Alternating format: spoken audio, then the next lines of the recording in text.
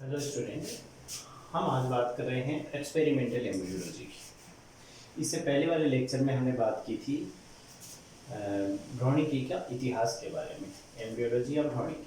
आजकल हमने उसमें ये भी पढ़ा था कि इसके लिए डेवलपमेंट बायोलॉजी वर्ड इस्तेमाल कर रहे हैं, क्योंकि उसके अंदर युग्मक निर्माण से लेकर के और फिर प्रसव पूर्व तक की जो सारी घटनाएं हैं, उसका चिक का जो भी चिक या जो भी कोई एनिमल है उसका अपन डेवलपमेंट की बात करें तो सारा डेवलपमेंट है वो उसके अंदर आ जाता है। इसलिए इसको डेवलपमेंट बायोलॉजी शब्द है वो इस्तेमाल करने लगते हैं। अब एक्सपेरिमेंटल या प्रायोगिक भ्रूणिकी के अंदर क्या आता है कि इसमें विभिन्न जो वैज्ञानिक थे उनके भ्रूण के जो संरचना विकास के संबंध में, उस भ्रूण का किस प्रकार से डेवलपमेंट हो रहा है उसके बारे में अनेक एक्सपेरिमेंट के द्वारा जो भी रूल या थ्योरी जो भी सिद्धांत दिए गए हैं वो सब एक्सपेरिमेंटल एम्ब्रियोलॉजी में आते हैं। हम इसमें विलियम रॉक्स आता है 1888, हेंस ड्रिस आता है 1891, बोवेरी और चाइल्ड 1940, स्पीमान है 1938। ये जो वैज्ञानिक थे इनके विभिन्न प्रयोगों के बाद में ही इस एक्सपेरिमेंटल एम्ब्रियोलॉजी की जो नींव थी वो पड़ी। इसके अंदर विभिन्न जो सिद्धांत दिए गए हैं उसके बारे में बात करते हैं। तो पहला आता है मोज़ेक सिद्धांत। मोज़ेक सिद्धांत ये रॉक्स द्वारा दिया गया, जो हैकेल के शिष्य थे ये रॉक्स, इन्होंने ये सिद्धांत किया था। रॉक्स ने मोज़ेक थ्योरी दी थी और इसने क्या किया कि जो फ्रॉग है, मेंढक के अंडे का इन्होंने अध्ययन किया और मेंढक के अंडे का अध्ययन करके उन्होंने बताया कि मेंढक के अंडे के अंदर दो पोल्स होते हैं, दो ध्रुव होते हैं। एक सक्रिय ध्रुव होता है और एक अक्रिय ध्रुव होता है। सक्रिय ध्रुव एनिमल पोल है और अक्रिय ध्रुव वेजिटल पोल होते हैं। तो फ्रॉग है उसका एग है वो, उसमें दो पोल होते हैं, सक्रिय और अक्रिय ध्रुव। तो जो सक्रिय पोल होता है ये आगे जाकर ये कह रहे हैं कि इससे सिर का निर्माण होता है। जो भी भ्रूण है उसके अंदर जो भी जंतु बनेगा उसमें सिर का निर्माण सक्रिय पोल से होता है, जबकि अक्रिय पोल से इसके भ्रूण के पश्च सिरे का निर्माण होता है। तो पश्च सिरे का विकास तो होता है अक्रिय पोल से, वेजिटल पोल से, और एनिमल पोल है उससे उसके जंतु के सिर का निर्माण होता है। तो मतलब उन्होंने कहा कि जो जिस प्रकार से जो निषेचन से पूर्व जो भी ओवम है, निषेचन से पहले की बात है कि ओवम जो है उसके अंदर जो जीवद्रव्य है वो एक प्रकार से समांगी है और अविभेदित होता है। समांगी और अविभेदित है, उसमें किसी प्रकार का विभेदन नहीं है, किसी प्रकार का विभेदन नहीं है। उसका सारा का सारा उसका अंदर का जो भी साइटोप्लाज्म है वो एक समान है। जब इस ओवम को ये ओवम फर्टिलाइज हो जाता है, निषेचित हो जाता है, तो निषेचित होने के बाद में इसमें विभिन्न कोशिकाएं बनती हैं और जो कोशिकाएं हैं उनका वो उसके अंदर विभिन्न अपने निश्चित क्षेत्रों के अंदर व्यवस्थित हो जाती है और वो जो क्षेत्र हैं उनके द्वारा उनका जो भविष्य है वो ये होता है कि आगे उस क्षेत्र के द्वारा निश्चित जो भी अंग होगा वो उसका निर्माण करेगा। तो इस हिसाब से जो कोशिकाओं का जो ब्लास्टुला है उसके अंदर बहुत सारी जो कोशिकाएं थी वो एक तरह से इस मोज़ेक के रूप में व्यवस्थित होती है। तो इसलिए इस सिद्धांत को फिर मोज़ेक थ्योरी नाम दिया गया। दूसरा आता है रेगुलेटिव थ्योरी, नियमनकारी सिद्धांत। इसको बोलते हैं नियमनकारी सिद्धांत।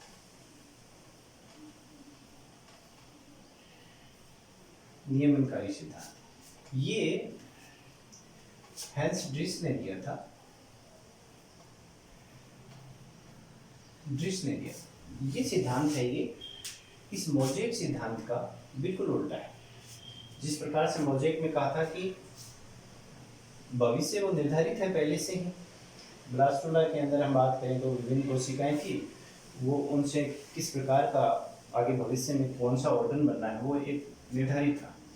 तो रेगुलेटरी थ्योरी में ये बात आई कि ये इसका बिल्कुल उल्टा हुआ। कौन से का? Mosaic theory. मोजेक सिद्धांत का एकदम विपरीत सिद्धांत है।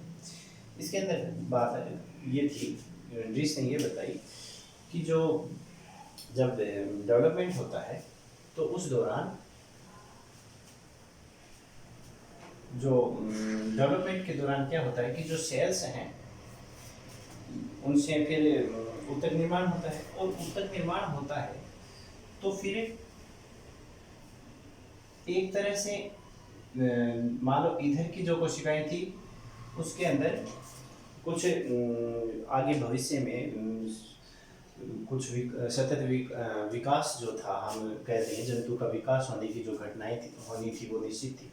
तो इसके अंदर जब जंतु आगे डेवलपमेंट हुआ तो ऐसा नहीं है कि कोई विशेष जो कोशिका है वो किसी विशेष अंग का ही निर्माण करे।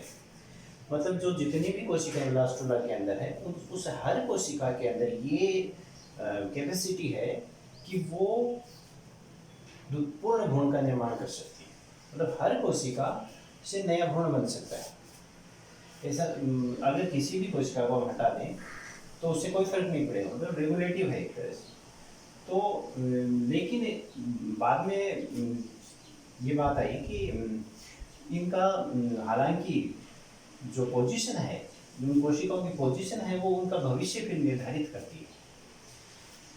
फिर आती है ग्रेडियंट थ्योरी, प्रवणता सिद्धांत।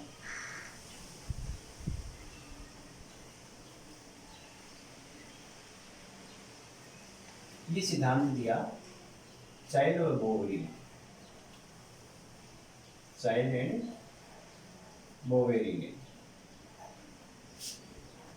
इन्होंने बताया वो कि जैसे हम बात करें फरो की, जब जैसे रॉक्स ने बताई थी कि इसके अंदर दो पोल थे, एक था एनिमल पोल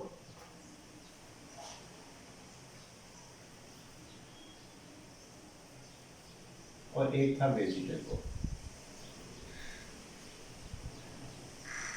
इन दोनों पोल के बीच में एक विशेष उपापचयी अक्षीय प्रवणता पाई जाती है। इन दोनों पोल्स के बीच में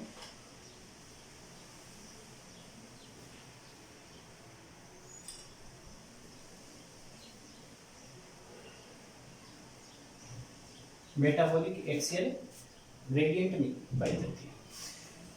इसके अंदर फिर आगे कुछ वैज्ञानिक थे, जैसे रन स्ट्रॉन्ग था। उन्होंने कहा कि ये जो उपापचयी अक्षीय प्रवणता है ये दो प्रकार की मिलती है। एक तो सक्रिय प्रवणता जो इसके ऊपर मिलेगी, और एक है अक्रिय प्रवणता या वेजिटल ग्रेडियंट है वो इसके ऊपर मिलेगी। तो इस प्रकार की जो ग्रेडियंट है उसका जो हम बात करेंगे उसकी जो गमन है वो सक्रिय से अक्रिय पोल की तरफ होता है, और अक्रिय प्रवणता जो ग्रेडियंट है उनका अक्रिय से सक्रिय पोल्स की तरफ ग्रेडियंट का उपापचयी जो क्रियाएं हैं उनका गमन होता है।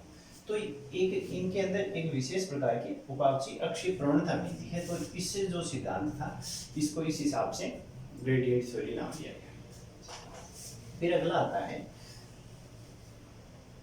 ऑर्गेनाइजर या संठक सिद्धांत।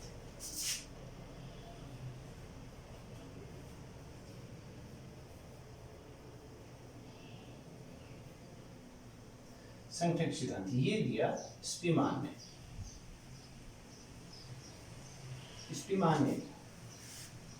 स्पीमान ने ये बताया कि जब इन्होंने भी एम्फीबियन जो एग्स थे उनके ऊपर अपने एक्सपेरिमेंट्स किए थे। जब इन्होंने जो एक्सपेरिमेंट एम्फीबियन एग्स पे किए तो उनको दिखाई दिया कि जो ब्लास्टुला है उससे फिर जब आगे अंग विकास, अंगों का निर्माण होना होता होगा, फिर तो क्या होता है कि जो ब्लास्टुला है उससे गेस्ट्रुला बनते हैं, फिर अंगों के आगे विभेदन की जो क्रियाएं हैं वो होती हैं। तो एक स्थान के जो भी उत्तक हों, एक स्थान के उत्तक हैं, वो अपने पास के जो स्थित उत्तक हैं उनको अंग विकास के लिए प्रेरित करते हैं। ये इस साथ वाले उत्तक को, ये फिर इस उत्तक को, ऐसे एक तरह से इनमें एक संगठक मिलता है। तो जो प्रेरित करता है उसको प्रेरक बोलते हैं, जो प्रेरित कर रहा है उसको प्रेरक या संगठक बोलते हैं। तो इस प्रकार से अंग विकास को जो ब्लास्टुला है वहां से ही ये क्रियाएं शुरू हो जाती हैं कि जो भी उत्तक बनेंगे वो आगे आगे आगे इस प्रकार से एक तरह से प्रेरण का काम करते रहेंगे, और इसी सिद्धांत को इसीलिए संगठन सिद्धांत कहा है।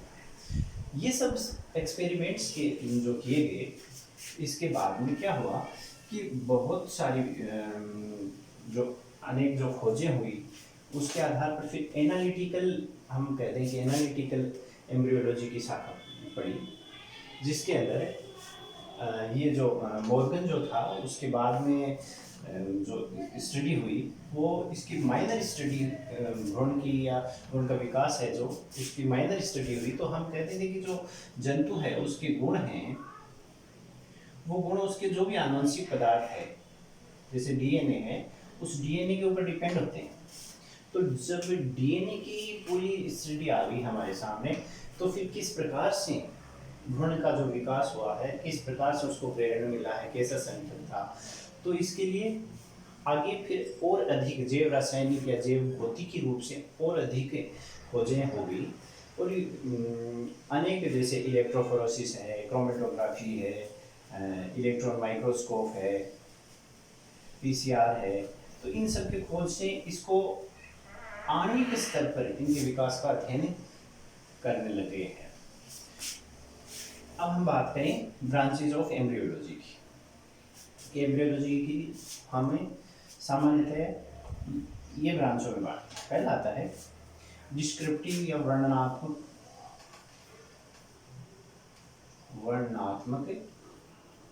भ्रूणिकी। इसके अंदर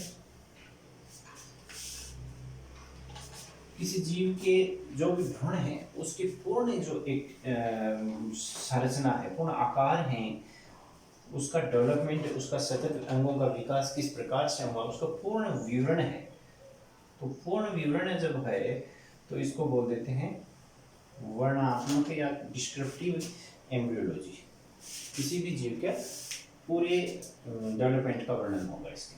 फिर आता है कंपैरेटिव एम्ब्रियोलॉजी। कंपैरेटिव एम्ब्रियोलॉजी के अंदर तुलनात्मक भ्रूणिकी। तो तुलनात्मक भ्रूणिकी के अंदर हमें किसी दो जीवों के भ्रूण का जो डेवलपमेंट है, भ्रूण का जो विकास है, उसकी तुलना करते हैं कि किस जंतु के अंदर किस प्रकार से भ्रूण का विकास होता है, दूसरे जंतु में किस प्रकार से विकास होता है। ये सारी कंपैरेटिव एम्ब्रियोलॉजी में आती है।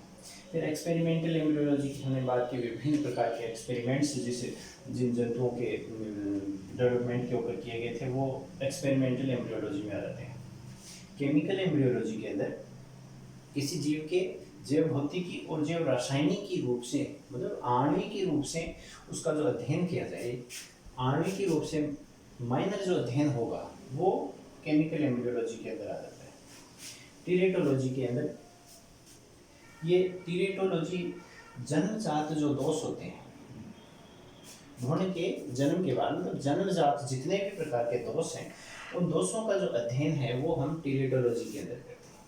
तो जो जन्मजात दोषों का जो जीन है उसको टीरेटोजीन बोलते हैं। तो इसके इस भ्रूणिकी की ये शाखा है टीरेटोलॉजी। हम बात करें कि भ्रूण का विकास किस प्रकार से हो रहा है, उसका क्या क्रम होता है। भ्रूणीय विकास का, भ्रूणीय जो परिवर्धन है उसके विकास के जो भी चरण होंगे, जैसे हम यहाँ मेल गैमीट की बात करें, युग्मक मेल गैमीट है वो है शुक्राणु, स्पर्म, और फीमेल गैमीट है वो अंडाणु। और जब इन दोनों का फर्टिलाइजेशन होगा, निषेचन होगा, निषेचन होने से एक कोशिकीय युग्मनज बने। ये युग्मनज एक कोशिकीय, इस युग्मनज के अंदर ये एक कोशिका है। अब जंतु होता है वो बहुकोशिकीय, तो इस एक कोशिका के अंदर मल्टीप्लिकेशन होगा, कोशिकाओं का गुणन होगा, मतलब कोशिकाएं संख्या में वृद्धि करेंगी, और संख्या में जो वृद्धि करेंगी वो विभाजन द्वारा करेंगी, सेल डिवीजन जो माइटोसिस है उन क्रिया द्वारा करेंगे, और उसको अपन विदलन बोलेंगे। तो जो भी विभाजन होंगे विदलन के अंदर, समसूत्री विभाजन जो भी है, माइटोसिस, माइटोटिक डिवीजन, समसूत्री विभाजन जो होंगे उससे जंतु के जो सेल वॉल्यूम है वो बढ़ेगा। अब पहला चरण आया सेल मल्टीप्लिकेशन, तो युग्मनज से कोशिकाओं की संख्या के अंदर बहुत सारी वृद्धि होना, तो इससे फिर मोरुला बनता है, ब्लास्टुला, गेस्ट्रुला, यहाँ तक का मतलब बहुत सारी कोशिकाएं बनती। अब इस गेस्ट्रुला के अंदर फिर क्या होता है कि कोशिकाएं विभेदित होना प्रारंभ कर देती हैं, मतलब 3 स्तर बन जाते हैं, कोशिकाओं के एक समूह की एक लेयर बन जाती है, एक्टोडर्म, मेसोडर्म और एंडोडर्म। ये जो तीनों लेयर्स हैं ये आगे जाकर फिर विभिन्न, इनसे अलग अलग विभिन्न प्रकार के अंगों का डेवलपमेंट होता है। तो गेस्ट्रुला के अंदर कोशिकाओं का विभेदन हो गया है, तो दूसरा जो प्रोसेस पहला था सेल मल्टीप्लिकेशन हुआ, फिर दूसरा आता है सेल डिफरेंशिएशन, विभेदन हुआ, कहाँ, गेस्ट्रुला के बाद। तो कोशिकाओं का विभेदन होता है जिससे विभिन्न प्रकार के अंग विकास की जो कोशिकाएं हैं वो विभेदित हो जाती हैं। अब इस गेस्ट्रुला में विभेदन के बाद में जो एक जैसे सेम फंक्शन वाले जो भी, जो निश्चित पोजीशन के हिसाब से जो भी अंग बने होते हैं उनका निर्माण होता है, मतलब ऑर्गेनोजेनेसिस होता है, अंग विकास होता है। तो अंग विकास होते हैं, और अंग विकास के बाद में प्रत्येक अंग का अंदर विभाजन है वो चलते रहते हैं, मतलब माइटोटिक डिवीजन है वो चलते रहते हैं, और चलते रहने से वृद्धि होती है, जंतु है वो उसके सेल वॉल्यूम्स बढ़ते हैं, आकार में भी वृद्धि होती है, तो वृद्धि होती है। तो अगला जो लास्ट चरण है वो वृद्धि होने का, और उसके बाद में प्रसव से नए जंतु का जन्म होता है। तो इस प्रकार से ये एक एम्ब्रियोनिक डेवलपमेंट का जो हम क्रम आगे हम इसको इन सब को पूरी डिटेल स्टडी हम करेंगे।